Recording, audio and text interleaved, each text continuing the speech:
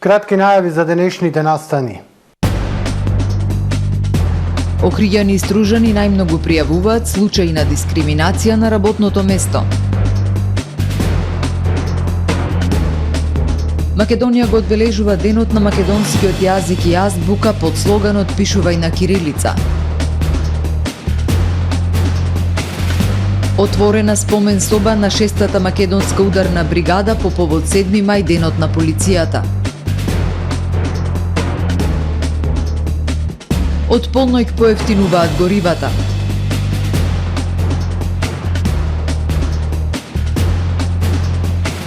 Осум мртви и 14 повредени во второто масовно убиство во Србија во неполни 48 часа. Со најавените и со останатите содржини во дневникот започнуваме повременската прогноза. Останете со нас.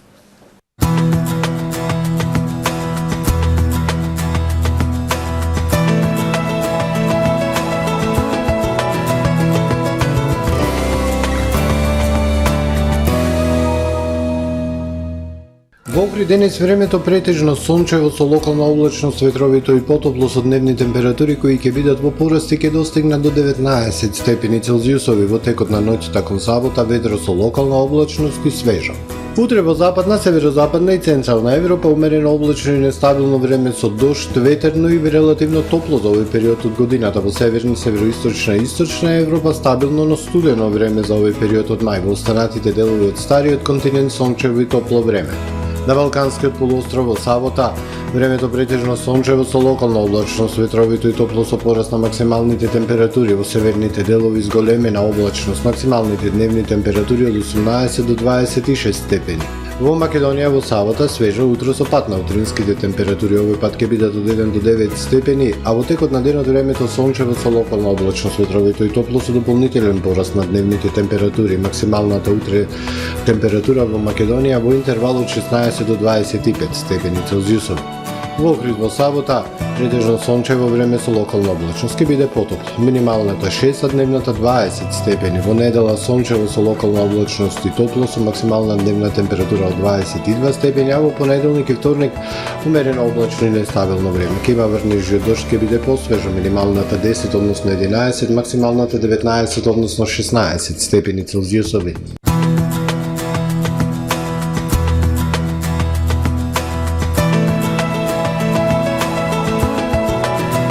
Гледавте Метео на ТВМ во соработка со Трпа Инвест.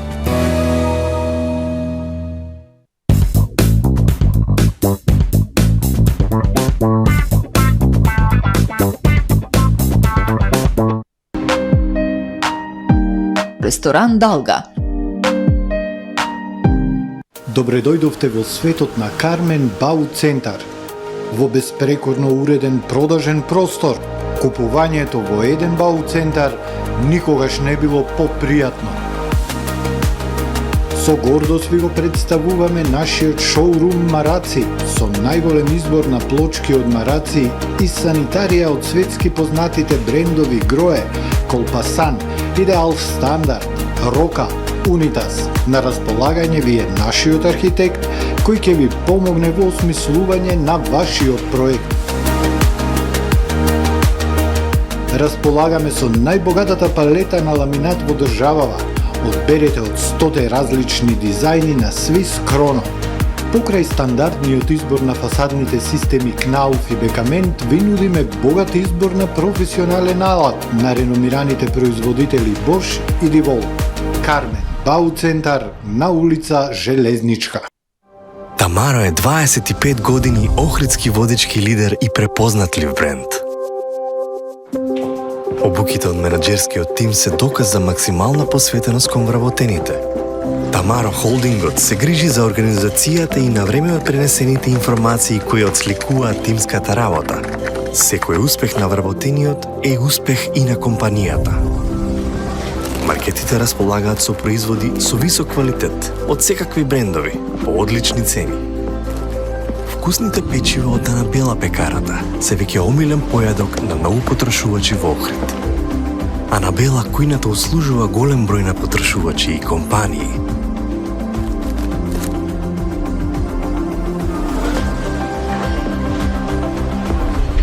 Рибарата е секогаш снабдена со најразлични видови на риба и морски плодови.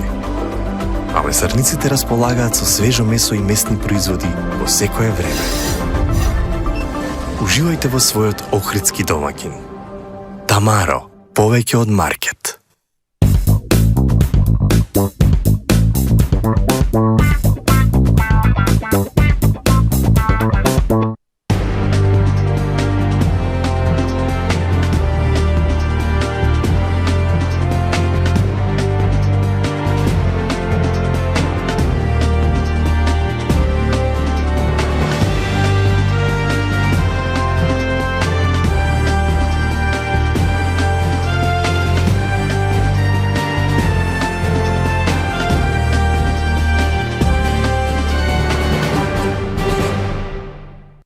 Добар ден, прво издание на Дневникот на ТВМ телевизија. Жителите на Охрид и Струга пријавуваат случаи на дискриминација најмногу на работното место, како и за вознемирување и дискриминаторски однос на социјалните мрежи. Денеска во просториите на Младинскиот центар во Охрид, представници на Комисијата за спречување и заштита од дискриминација пред представниците на локалната самоуправа и невладиниот сектор го промовираа Законот за спречување и заштита од дискриминација. Мал е бројот на представки од граѓаните од натрешноста до Комисијата за спречување и заштита од дискриминација. Според Комисијата, на ниво на држава најдискриминирана е ЛГБТ заедницата во областа на медиумите и јавното информирање, каде граѓаните кои имаат пристап, например, до социјалните мрежи како Facebook, шират говор на омраза спрема припадниците на оваа заедница. Потоа следува дискриминацијата на работното место и дискриминацијата по основ на политичка определеност, особено во јавниот сектор. Само 20 на представки во изминатиот период се нотирани од Охридско-Струшкиот регион, вели председателот на комисијата Исмаил Камбери. За жал во овој регион Струга, Охрид имаме многу малку представки. Највеќе дали има 20 представки, значи бројот е многу мал. Целта е поради тоа за да ги запознаеме граѓаните, да видиме како да препознаат дискриминација, бидејќи можеби се случува некој да биде дискриминиран, а да не знае дека е дискриминиран. Па во принцип се во областа на работата и работните односи и неколку имаме само во поглед на вознемирување на социјалните мрежи врз различни дискриминаторски основи. Кога комисијата ќе утврди мислење дека постои дискриминација, таа дава препорака за отстранување на дискриминацијата. Таа препорака може да трае од 1 до 6 месеци. Доколку дискриминаторот во тој рок не постапи по препораката, комисијата покренува прекршочна постапка кон дискриминаторот. Казните се од 150 до 400 евра за физичко лице, до 10.000 евра за правно лице. Но законите не треба да останат на хартија. Доколку сакаме да градиме здраво општество, овие закони мора да се имплементираат, вели Јулијана Настоска-Петреска, социјален работник. Целната група со која ние работиме, вели Петреска, доста е запознаена со тоа што е дискриминација и кои се нивните права. Сме имале доста примери на дискриминација, претежно во здравствениот сектор, затоа што се работи за самиот факт што се зависници на дрога и сексуални работници, ако се дознае во една мала средина како што е Охрид и Струга, автоматски се дискриминирани и често пати се случува да не може да добијат здравствени услуги поради самиот факт што се од самата целна група. Инаку во нашата земја дискриминацијата е забранета со уставот и законите, како и со посебниот закон за спречување и заштита од дискриминација. На денешната трибина за унапредување на пристапот до заштита од дискриминација во општина Охрид, во организација на Сдруженијето Опција присуствуваше и градоначалникот Кирил Пецаков, кој потенцираше дека креирањето на еднакво и праведно општество е од суштинска важност за позитивен развој на локалните заедници, но и на државата во целост. Мораме да се потрудиме да ги учиме и воспитуваме идните генерации на поголема емпатија, љубезност и соживот. Само така ќе бидеме сигурни дека сме на вистинскиот пат и дека градиме подобар свет за сите нас. А општина Охрид и понатаму ќе продолжи да биде отворена за соработка, да ги слушне потребите, да реализира проекти за поголема социјална правда, но и сигурност. Денешната трибина во Охрид, насловена Сдружени и гласни за општество без дискриминација, имаше за цел промоција на Законот за спречување и заштита од дискриминација, за охрабрување на локалното население да ги пријавува случаите на дискриминација, за градење подеднакво и поправедно општество за сите без предрасуди. 5 мај, денот на македонскиот јазик и азбука, одбележан во Националната установа библиотека Григор Парличев од Охрид. Со богата програма, во соработка со градинките и училиштата и граѓаните, денеска во оваа установа беа промовирани македонскиот јазик и литература. Од Климента преку Парличев до Конески и Шопов. Никогаш не е доволно и секогаш можеме да направиме повеќе за негување на сопствениот јазик, посебно во ова време на наплив на странски зборови, употреба на латиницата и на негатори на нашиот јазик, вели директорот на градската библиотека Милчо Јовановски. Македонија го одбележува денот на македонскиот јазик и азбука под слоганот "Пишувај кирилица". На денешен ден во 1945 година со решение на Народната влада на Федерална Македонија била усвоена азбуката на македонскиот јазик, а по 2 месеци Министерството за просвета го озаконува и првиот правопис. Големиот Блаже Конески, еден од кодификаторите на македонскиот јазик, во една прилика ќе каже: "Јазикот е единствената наша комплетна татковина. Овој ден е подстрек секогаш да направиме нешто повеќе за негување на сопствениот јазик и култура, посебно во ова време на наплив на странски зборови и употреба на латиницата поради влијанието на современата технологија и социјалните мрежи, но и да ја подигнеме свеста за значењето на јазикот, за да бидеме на добар пат да ги победиме сите оние кои го негираат македонскиот јазик", вели магистер Милчо Јовановски, директор на градската библиотека Григор Прличев.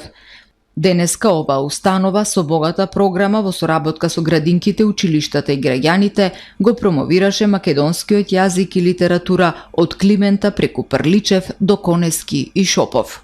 Тоа се величини кои не смееме да ги заборавиме нашиот пат кон нината, затоа што тие ги поставиле основите од старословенскиот јазик, па се доаѓајќи до овие дни, до нашиот современ стандарден македонски јазик, кој не смееме да го заборавиме и мораме секојдневно да го негуваме и градиме. Позитивно нешто е тоа што се носи нов закон за македонски јазик наскоро. Владата пред неколку дена кажа дека се работи на тој закон. Позитивно е што ќе имаме и годишна награда Блаже Конески, која ќе биде наменета за лингвистите и луѓето кои всушност го негуваат македонскиот литературен јазик, а најпозитивното е тоа што се надевам дека ќе се отвори простор во секоја поголема и позначајна институција во нашата држава да има работно место лектор. Честитка за денот на македонскиот јазик преку видео обраќање до присутните на свеченоста во библиотеката упати професор доктор Људмил Спасов, председател на Советот за македонски јазик. Овој ден треба да подбележиме, да стане познат во јавноста, да ги поттикне луѓето да се занимаваат со својот македонски јазик и со својата култура во сите сфери на општење и да бидат горди дека токму тој јазик ја обележува македонската нација.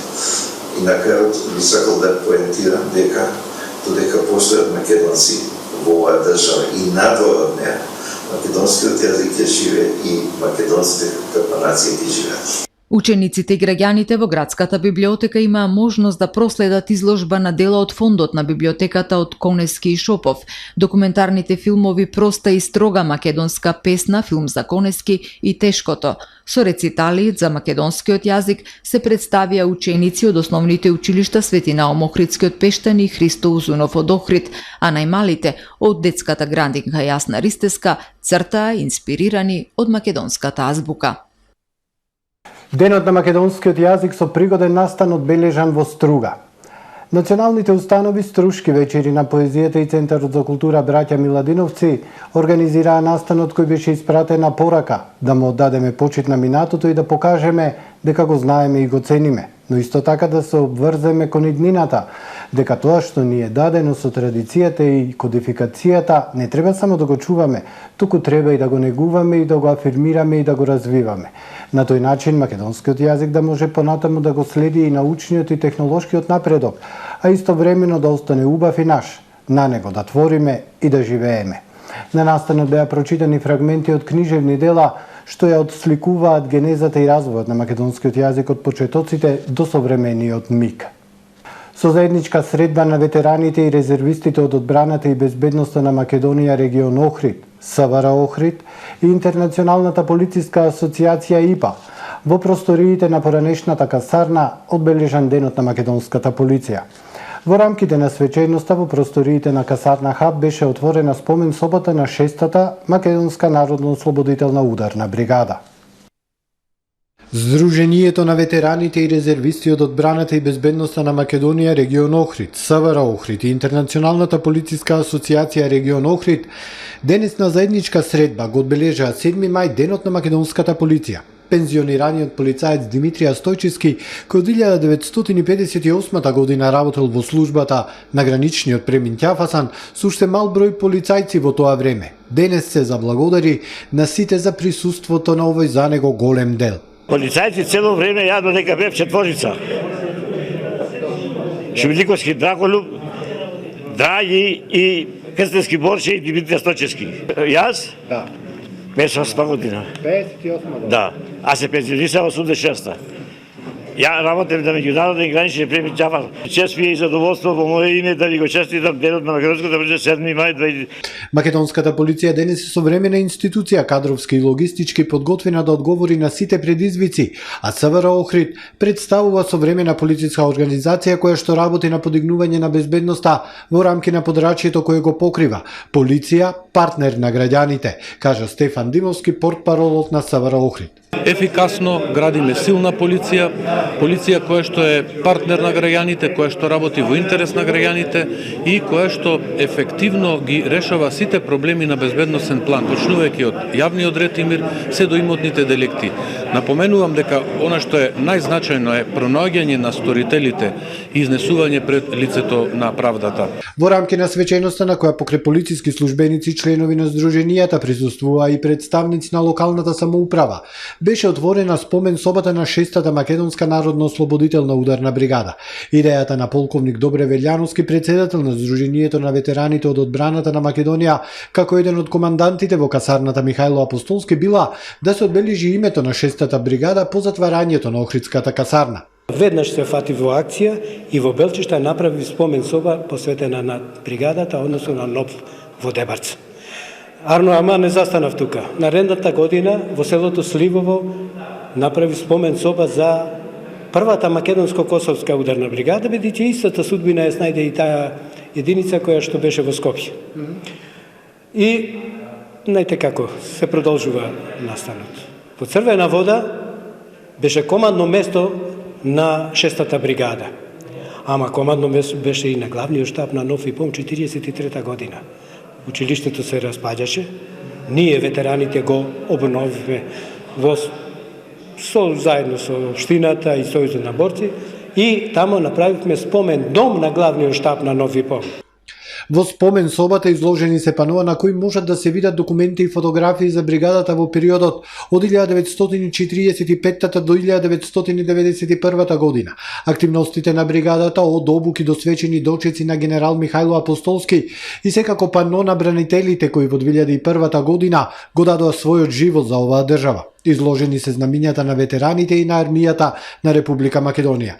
Заменик градоначалникот Петчо Божиновски рече дека живееме во време кога повеќе од било кога претходно општата безбедност е ставена на испит. Тој посочи дека ваквите манифестации се значајни и мора да бидат патокас кон подобра иднина за сите, а посебно за помладите генерации. За да се пренесе она важност кон помладите генерации, а тоа е дека никогаш не смеат да потклекнат пред испитот на безбедноста и сигурноста, односно во секој момент да бидат свесни за своите постапки, а ваквите настани ќе токму има да придонесат во вклучувањето и во нивното однесување. Минатата година во чест на 7 мај денот на македонската полиција, Интернационалната полициска асоциација ИПА регион Охрид и Сдруженијето на ветерани и резервисти од одбраната и безбедноста на Македонија огранок Охрид потпишаа меморандум за соработка.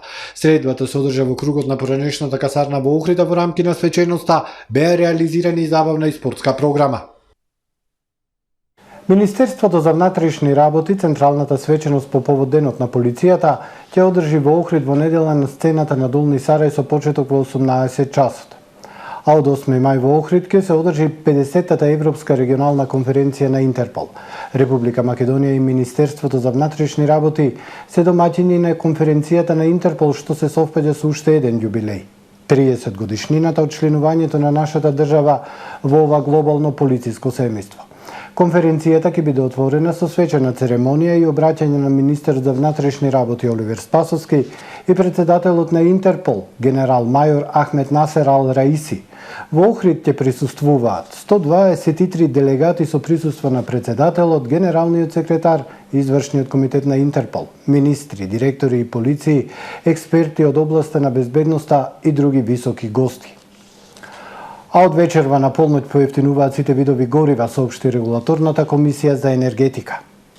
Бензините Евросупер 95 и 98 се намалуваат за 2 денари и од утре ќе се продаваат по цена од 78, односно 80 денари по литар.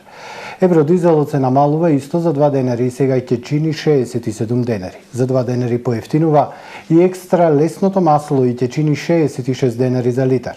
Мазотот се намалува за 1,5 денари и сега ќе чини 39,6 денари.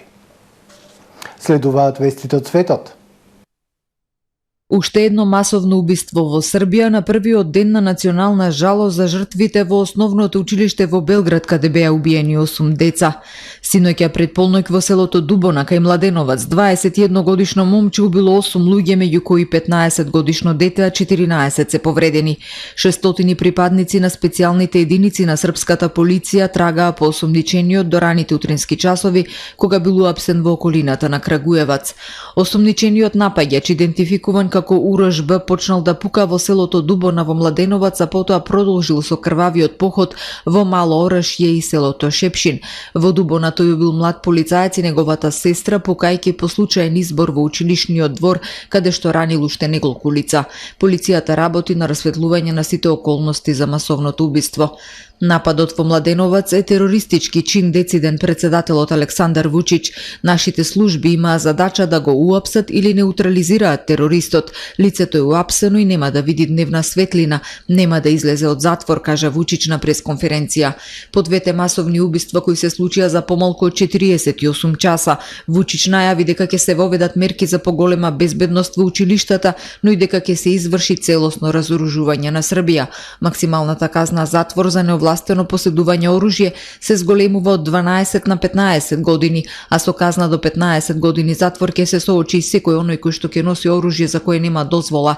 Казни се предвидени и за неовластено носење на ладно оружје ножеви. Говорејќи на денешната пресконференција, Вучич рече дека утринава и предложил на премиерката Ана Брнабиќ да биде вратена смртната казна во Србија, но како што рече, предлогот бил одбиен бидејќи Србија во тој случај би била единствена земја покрај Белорусија која ќе има смртна казна. Рускиот министер за надворешни работи Сергеј Лавров денеска изјави дека наводниот напад со беспилотно летало дрон врз Кремљ не можел да се случи без знаење на Вашингтон и предупреди дека Русија ќе одговори со конкретни акции. Во средата Русија соопшти дека спречила напад со беспилотно летало врз Кремљ, што како што рече бил украински обид за атентат врз рускиот председател Владимир Путин. Украина ја отфрли одговорноста, украинскиот председател Володимир Зеленски рече дека украинските сили не ги напаѓаат ниту Москва, ниту Путин. Соединетите држави исто така отфрлија какво било обвинување за вмешаност и го обвинија Кремљ дека лаже за својата улога во нападот со беспилотните летала. Шефот за надворешна политика пак на Европската унија Жозеп Борел вчера ја предупреди Москва да не го користи овој наводен напад како изговор за продолжување на ескалацијата на војната во Русија. Земјотрес со јачина од 6,3 степени според Рихтеровата скала го погодил централниот јапонски регион Ишикава, каде се наоѓа нуклеарна централа. Јапонската новинска агенција Кјодо објави дека земјотресот нема загрижувачко влијание на блиската нуклеарна централа во префектурата Ниигата. Не е издадено предупредување ниту за цунами, соопшти Јапонската метеоролошка агенција. Јапонските власти соопштија дека земјотресот може да предизвика помали бранови, но нема опасност од цунами. Земјотресот се случил на длабочина од 10 километри. Јапонските брзи возови се суспендирани меѓу Нагано и Каназава, популарна туристичка дестинација. Церемонијата на кронисување на кралот Чарлс III ги обнови повиците од Јужна Африка за враќање на најголемиот дијамант на светот, кој се наоѓа во центарот на жезлото, кој британскиот монарх ќе го држи на утрешната церемонија. Кулинан I, познат како звездата на Африка, со тежина од 530 карати, е пронајден во Јужна Африка во 1905 година, кога оваа земја била британска колонија.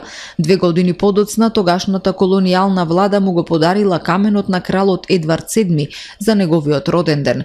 Луѓе умираа, се пролеваше крв за да се донесат тие дијаманти во Велика Британија. Целото рудно богатство на Јужна Африка му припаѓа на јужноафриканскиот народ, а не на британската палата, изјави пратеникот Вујолвету Зунгула, председател на мала опозицијска партија. Дијамантот Кулинан од 3126 карати беше најголемиот дијамант некогаш ископан, тежел 621 грам во сурова форма. Во Амстердам бил исечен на 2 големи главни камења и 7 скапоцени камења, 96 брилијанти. Многу од овие дијаманти денес ја красат кралската круна, а останатите се поделени на другите членови на кралското семејство. Ова е се во првиот дневник на ТВМ. Ви благодарам што не следевте. Пријатно!